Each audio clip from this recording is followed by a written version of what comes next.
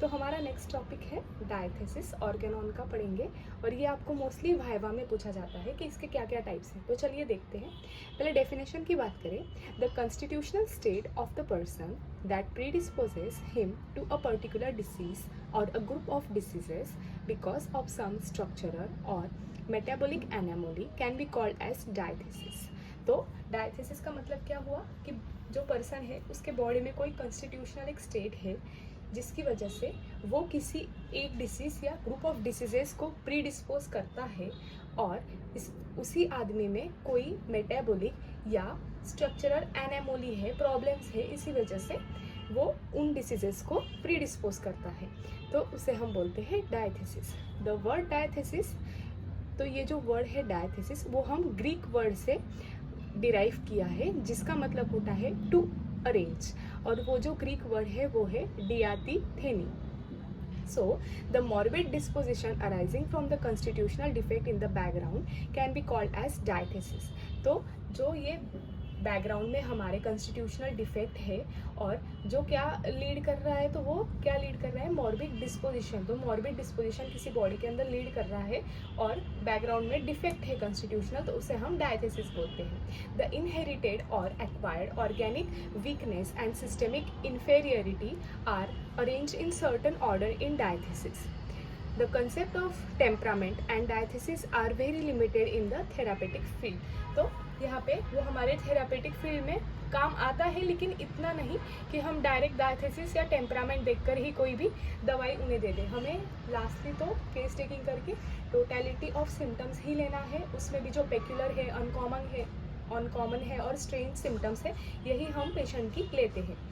Some amount of correlation can be found between Hahnemannians, miasm and diathesis, but prescription only on diathesis is wrong। तो यहाँ पे बताया गया है कि जो हैनेमन सर के मायाजम थे, सोरा, सिफिलिस, साइकोसिस, और ये जो डायथेसिस हम अभी पढ़ेंगे, इनका कोई ना कोई कोरिलेशन ज़रूर है, लेकिन अगर आप सिर्फ डायथेसिस देखकर किसी को भी पेशेंट को कोई भी होम्योपैथिक दवाई अगर प्रेस्क्राइब करते हैं तो वो गलत होगा। इम्पॉर्टेंट टाइप्स ऑफ डायथेसिस, उसमें पहला है lymphatic diathesis. Psoric factors leads to this type of diathesis. तो जो सोरा है बैकग्राउंड में पेशेंट के अंदर, उसकी वजह से ये जो है लिम्फेटिक डायथेसिस ये होता है।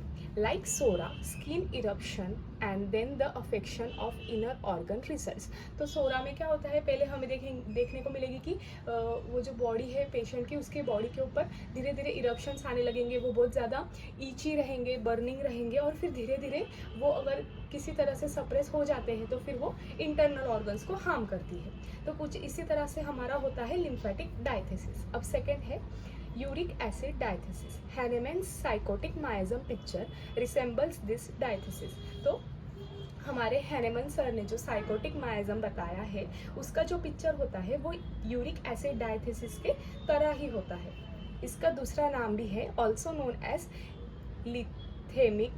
लिथेमिक भी इसका नाम है, रूमेटिक भी इसका ही नाम है, गाउटी डायथेसिस भी इसका नाम है, या आप बोलिए इसको hydrogenoid diathesis. The patient feels aggravated in cold, damp weather, humid atmosphere, cold applications by residing at the seabed, by taking watery vegetables etc।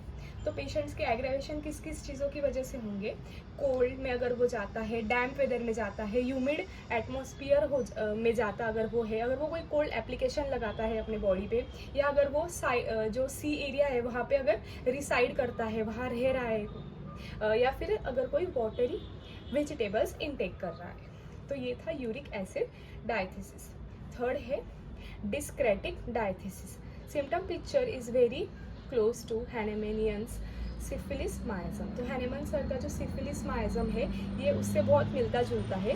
The degenerative diseases cancerous condition can be studied under this heading. तो यहाँ पे जो सबसे danger बीमारियाँ होती है, degenerative होती है, टिश्यू डैमेज करने वाली होती है, जैसे कि हम जानते हैं कैंसर, तो ये सारी जो भी डेंजरस डिसीजेस होंगी वो हम इस डायथेसिस के अंडर पढ़ते हैं।